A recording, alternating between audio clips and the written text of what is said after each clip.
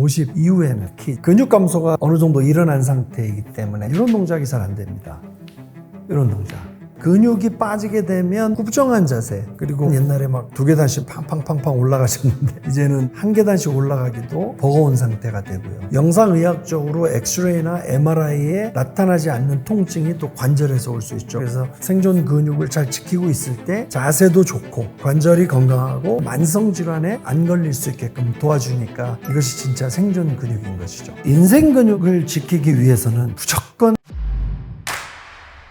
건강구조대 구독자 여러분 반갑습니다. 저는 차의과학대학교 스포츠의학대학원장으로 일하고 있는 홍정기 교수입니다. 오래 건강하게 살기 위해서 중요한 요인들이 있는데요. 최근에 연구 결과를 보면 심폐체력, 근력의 상태, 이것이 오래 사는 데에 굉장히 중요한 요인입니다. 그러면은 상대적으로 심장의 펌핑하는 능력, 그리고 호흡 잘할 수 있는 능력, 더 나아가서 우리 몸을 감싸고 있는 이 근육들이 빠지지 않고 노년까지 잘 유지될 수 있게끔 하기 위한 능력은 운동을 통해서 좋아질 수 있는 것이기 때문에 50 이후에는 특히 이제 기능이 떨어지고 건강도 좀 약해질 수 있고 그렇기 때문에 꼭 운동해야 하는 것이죠. 외발 서기가 잘 안 됩니다. 이거 딱 해놓으면 이제 엉덩이가 이걸 지켜줘야 이것을 한 20-30초 가만히 서 있을 수 있는데 근육이 이게 빠지게 되면 휘청휘청 하면서 엉덩이 이렇게 빠지면서 못 버티게 되고요. 그 다음에 또 하나는 외발로 서서 무릎을 구부렸다 펴는 동작을 제가 한번 보여드리면 이런 동작이 잘 안 됩니다. 이런 동작. 보시면 제가 무릎이 그대로 이렇게 왔다가 일로 와야 되는데 이게 이렇게 흔들리게 되겠죠. 그 다음에 또 하나는 이런 동작이 안 됩니다. 천천히 다리를 꼬는 자세 있잖아요. 이렇게 해서 제가 앉았잖아요. 그 다음에 이제 일어나야 되잖아요. 이렇게. 이런 동작이 안 된다. 그러면 내가 근육이 많이 빠졌구나. 이렇게 생각하시면 되겠습니다. 자, 생존 근육은 우리 몸에서 가장 큰 근육들로 알려져 있는 대퇴사두근과 둔근이라고 그러죠. 엉덩이 근육. 그리고 우리를 바르게 세워줄 수 있는 기립근. 여기다가 이제 한 번쯤은 들어보셨던 코어, 그리고 잘 걷게 해주는 발목 근육이 있겠습니다. 인생 근육을 지키기 위해서는 무조건 스쿼트를 하셔야 됩니다. 자, 스쿼트는 다리에 있는 모든 근육뿐만이 아니라 허리 근육, 심지어는 이 등 근육까지 다 쓸 수 있기 때문에 스쿼트 운동을 꼭 하셔야 된다. 스쿼트 운동은 늘 제가 강조하지만 이렇게 팔을 어깨 쪽에다 대고 이 정도로만 딱 내려와서 일어나게 되면 지금 딱 앉은 상태에서 발 근육, 정강이, 대퇴 근육, 엉덩이, 허리 근육까지 완전하게 지금 다 자극을 받는 자세거든요. 그래서 이 스쿼트만 잘 해도 엉덩이 근육, 대퇴 근육, 종아리, 발, 허리 근육까지 한 번에 그냥 이 5대 근육을 다 챙길 수 있으니까 너무 좋은 운동입니다. 무릎 관절이 아프신 분들은 조금만 더 벌리셔라. 벌리셔서 내려가면서 무릎을 이렇게 잡고 또 다시 일어나고, 내려가면서 무릎을 또 잡고 이렇게 일어나고, 불안하니까 무릎을 딱 잡고 일어나면 내려갈 때 약간 시큰할 때 이 손이 무릎을 이렇게 만져주고 근막을 이완해 주니까 약간 수월합니다. 그렇게 하게 되고요. 허리가 아프신 분들은 허리를 너무 펴게 되는 경우가 있는데요. 그렇게 하지 마시고 허리를 좀 편안하게 놓고, 일자허리도 좋으니까 이렇게 자연스러운 이 자세를 유지하면서 스쿼트를 하시면 좋겠습니다. 빠진 근육을 회복하기에는 발 끌어당겼죠, 내렸죠, 끌어당겼죠, 내렸죠. 그 다음에 천천히 돌리는 이런 거로 전체적인 근육을 자극합니다. 제가 다시 보여드리면 발목을 돌립니다. 근데 이게 막 늘려주는 것 같지가 않고요. 사실은 발목 주변의 근육을 막 수축하는 겁니다. 그렇게 되면 발목 주변이 강화되고요. 그 다음 악셀 밟듯이 내리고 끌어올리고, 이것도 한 10회 정도 하면 정강이 앞쪽 뒤쪽의 근육이 강화됩니다. 이렇게 해놓고 말씀드렸던 대로 스쿼트를 무릎이 안 아픈 범위 내에서 하고요. 앞뒤로 런지 자세라고 하죠. 이런 식으로 살짝 벌려서 여기서 요만큼만. 그러면 여기는 엉덩이, 이쪽은 또 무릎 앞쪽. 이렇게 해서 근육들이 자극을 받습니다. 이런 식으로. 그 다음 허리를 강화하려면 이렇게 허리를 펴서 안녕하세요. 안녕하세요. 이렇게 허리를 인사하듯이 구부리는 거. 이런 것들을 10번씩 한 3세트 하면 전반적으로 꽤 많은 근육들을 자극한 셈이 됩니다.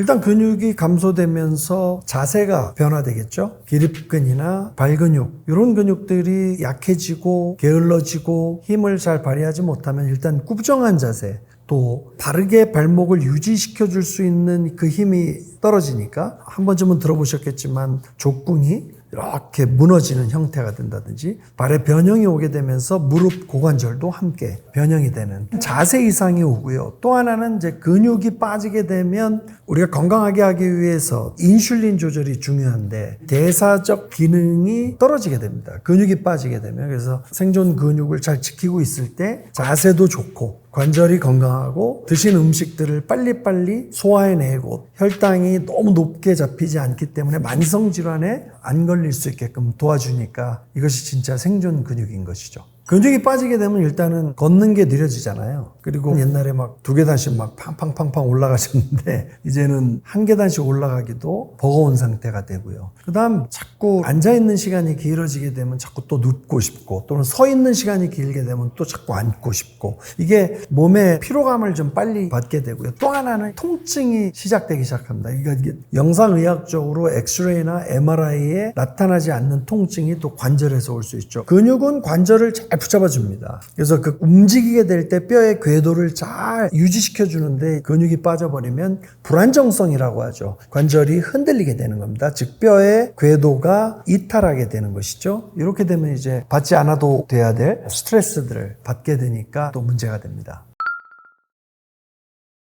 하체가 그냥 무조건 두꺼운 것은 좋지 않고요. 지방이 많이 있으면 그것은 근육이 빠진 상태를 얘기하는 거니까요. 그래서 하체는 일단 근육량이 많아야 되겠습니다. 근육이 빠지게 되면 근육이 있던 자리에 지방이 들어오게 되거든요. 그래서 우리는 이것을 지방 유입이라고 그러는데요. 그러한 두꺼운 다리는 힘을 잘 못 쓰니까 보행도 속도를 빨리 하는 데에 도움도 안 되고 무릎 관절을, 고관절을 또 발목 관절을 보호해 주는데도 별로 도움도 안 되고 또 대사성을 아주 좋게 가져가는 데도 도움이 안 되죠. 그렇기 때문에 어떤 두께로만 보는 게 아니라 안에 정말 근육이 어느 정도 있느냐 이게 중요합니다. 일단 연구 결과로 나왔어요. 이제 근육이 많으면 오래 산다. 왜 이렇게 오래 사나 그랬더니 근육에서는 수축하게 될 때 이 근육 호르몬이 나온다. 마이오카인이라는 호르몬이 나오는데 이 근육 호르몬이 뇌에다가도요 신경 영양 인자를 훨씬 더 많이 전달할 수 있게끔 돕고 간에 지방이 안 끼게끔 지방이 있는 간을 산화시키고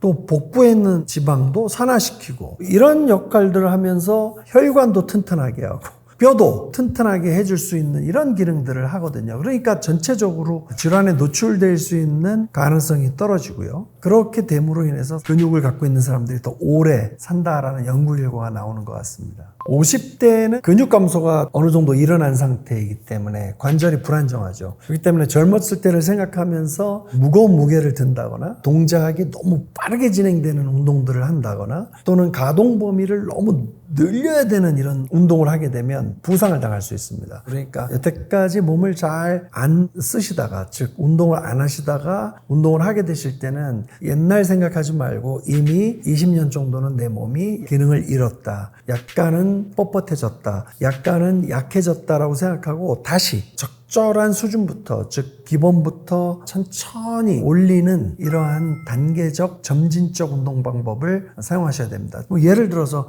저 30대 애들 러닝하는데 나도 꼭 하고 싶다. 나는 지금 50대긴 하지만 마음은 청춘인데 나도 같이 뛸 수 있지 않을까. 그렇게 가면 한 번 한 5km 뛰시고 발목에 막 부상 오고 무릎에 부상 오게 되면 5km 뛰고 5개월은 또 운동을 못 하게 되는 이런 불상사가 일어나잖아요. 그래서 단계별로 조급해하지 말고 다시 천천히 무너진 시스템을 올려야 되겠다. 이런 생각을 갖고 운동하시면 좋겠습니다. 운동을 여러분들이 하시기를 원하신다고 그러면 운동에는 이제 종류들이 있다라는 것 좀 알고 계셨으면 좋겠어요. 유산소 운동이 있고요. 그 다음 무산소 운동이 있고 저항 운동이 있죠. 그 다음에 유연성 운동이 있고요. 유산소 운동은 보통 이제 심폐체력을 올리는데 옆 사람하고 대화가 가능할 정도로 강도를 맞추되 약간 호흡이 가쁜 정도, 이 정도로만 계속 30분 정도 일주일에 3번 정도 하면 심폐체력이 좋아진다. 무산소성 운동은 옆 사람하고 대화하기가 약간은 버겁게, 그러나 시간을 짧게 해서 2분에서 한 5분 정도 조금은 강도 있게 이렇게 하는 것을 한 2-3번 하는 운동, 이런 것들은 약간 무산소 운동이라고 볼 수 있고요. 더 나아가서 이제 저항 운동은 내 몸무게나 덤벨, 아령 같은 것을 들어서 관절 부위를 강하게 해주는 무게를 사용하는 운동이고요. 하나는 이제 유연성 운동. 보통 스트레칭으로 알려져 있는데 나이가 들면 몸이 뻣뻣해지고 가동 범위가 잘 안 나오잖아요. 근데 준비 운동 이렇게 하는 게 아니라 실제적으로 어깨, 손목, 허리 또는 무릎, 발목에서 나와야 될 움직임, 동작들이 좀 버겁게 나오는 사람들은 막 뛰고 무거운 거 드는 것보다 유연성 운동에만 집중해서 해야 하는 운동들이 있다. 이런 상식들은 조금 알고 계시면 좋겠습니다. 의외로 숨쉬기 운동도 너무 중요한 시대가 돼버렸습니다. 즉 그 얘기는 뭐냐면 많은 분들이 나는 그냥 숨 편안하게 쉬는 것 같아. 그렇지만 일본의 숨 쉬는 패턴을 살짝 저희가 검사해 보면 한 10번에서 12번 쉬는 것이 정상인데 숨 쉬는 것을 15번? 16번, 17번, 어프더문은 20번. 뭔가 좀 가쁘게 쉬고 있거든요. 요거는 호흡 불기능입니다. 그래서 운동을 하게 될 때 이렇게 가쁘게, 뭔가 이렇게 좀 힘들게 또는 얇게 빈번하게 하는 호흡들은 사실은 좋지 않습니다. 그래서 호흡 운동도 배우셔야 합니다.